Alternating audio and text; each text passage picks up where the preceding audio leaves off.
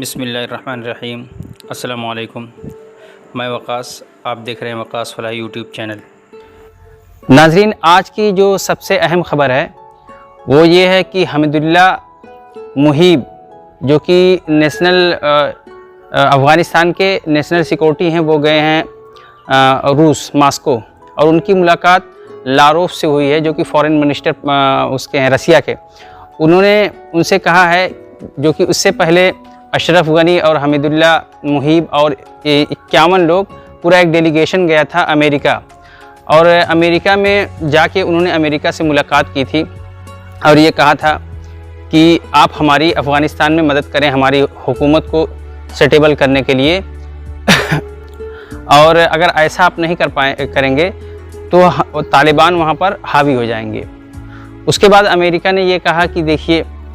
आपके ऊपर हम इतना खर्च कर चुके हैं, 20 सालों से आपकी लगातार मदद हो रही है, लेकिन आपका कोई मतलब कि अफ़गानिस्तान में आपका कोई किरदार नज़र नहीं आ रहा है। हर तरफ जो है तालिबान हावी हो रहे हैं, इसलिए हम आपकी कोई मदद नहीं कर सकते। और उसमें सबसे बड़ी बात ये थी कि जो नहायत ही जो है मज़ाक़ा खेज़ है कि ये लोग 51 लोगों का जो डेलीगेशन गया था, उसका जो एरोप्लेन का जो खर्च होता है, ट्रैवल्स का खर्च और होटल का खर्च, वो भी अमेरिका ने पे किया था। इसलिए अमेरिका को इस बात का बहुत गुस्सा था कि ये मतलब हम इनकी मदद कर रहे हैं और अच्छे खासे पैसे 22 अरब डॉलर खर्च कर चुके हैं, लेकिन उसका कोई रिज़ल्ट हमको सामने नहीं आ रहा है। तो उसके बाद जब वहाँ से वापस हुए तो कल उनकी मुलाकात मॉस्को में हुई है फ़ॉरेन मिनिस्टर के रूस के, उनका नाम लारोफ है। उनसे कहा कि ऐसा है कि अब जो है हमें अमेरिका से उम्मीदें ख़त्म हो गई है, इसलिए आप जो है अफ़गानिस्तान में रूस और चाइना, ये दोनों अमन के लिए एक किरदार अदा करें। और उनका मकसद ये था कि जो है अमेरिका के जाने के बाद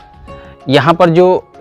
ये खाना जंगी होने वाली है और ख़ास तौर से तालिबान जो हावी हैं, उनका असर व रसूख ख़त्म हो जाए, या फिर ऐसा हो कि मिल बैठकर, यानी तालिबान भी हुकूमत करें, हम भी, दोनों लोग को साथ लाएं। और इसके लिए उनको मालूम है कि रसिया और चाइना ही किरदार अदा कर सकते हैं, क्योंकि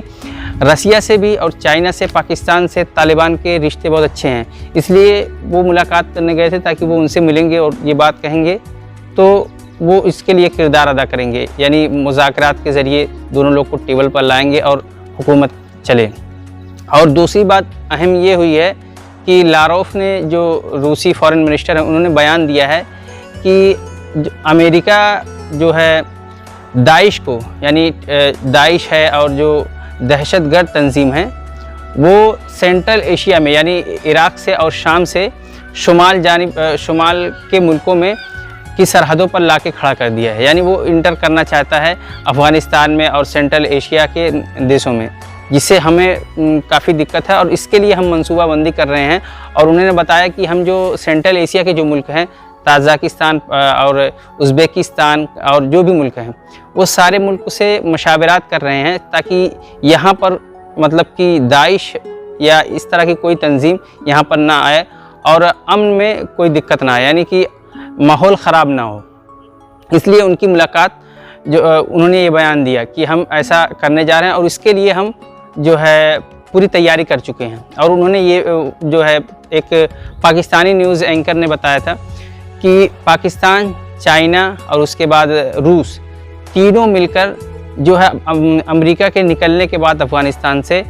वो उन एलिमेंट्स के ऊपर ऑपरेशन करेंगे, जैसे TTP है, BLA है, और उसके बाद जो है ये दाइश है, या जो भी ऐसे जिसको वो दहशतगर्द समझते हैं, यानी तालिबान नहीं, उसके अलावा जो हैं उनके ऊपर ऑपरेशन करेंगे और उसके बाद जो है इनकी सफाई की जाएगी। और दूसरी न्यूज़ जो है वो अपने मुल्क के ताल्लुक़ से है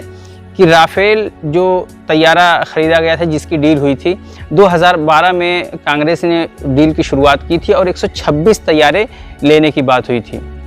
लेकिन वो जो है उसमें जो कंपनी डील कर रही थी हिंदुस्तान की, वो थी हिंदुस्तान एरोनॉटिकल लिमिटेड करके। लेकिन जब बाद में मोदी सरकार बनी, यानी बीजेपी की हुकूमत आई, तो उसने उस डील को कैंसिल करके इस कॉन्ट्रैक्ट को नए तरीके से रिलायंस को दे दिया।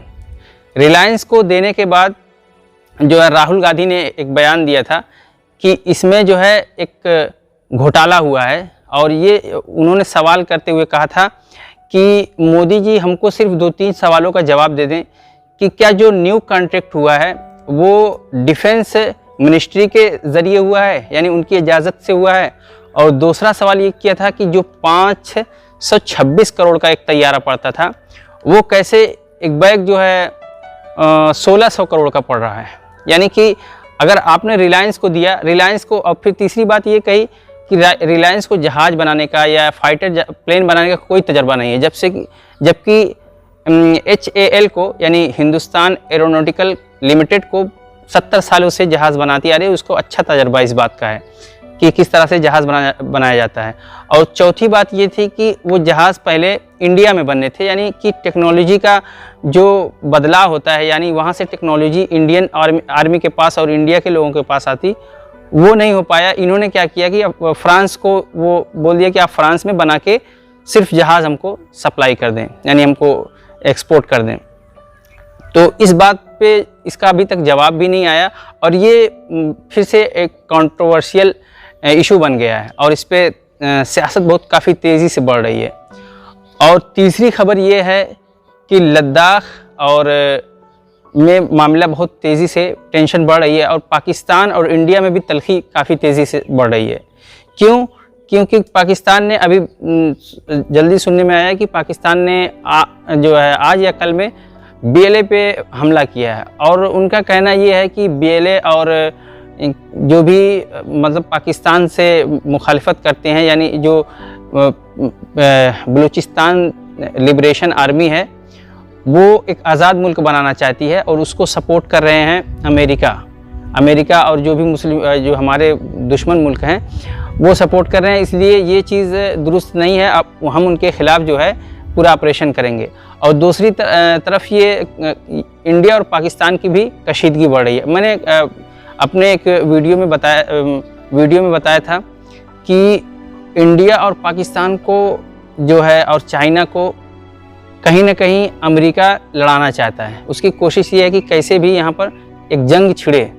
और उससे उसका ये फ़ायदा होगा कि ये जो सुपर पावर बनने वाले देश हैं, यानी चाइना, रशिया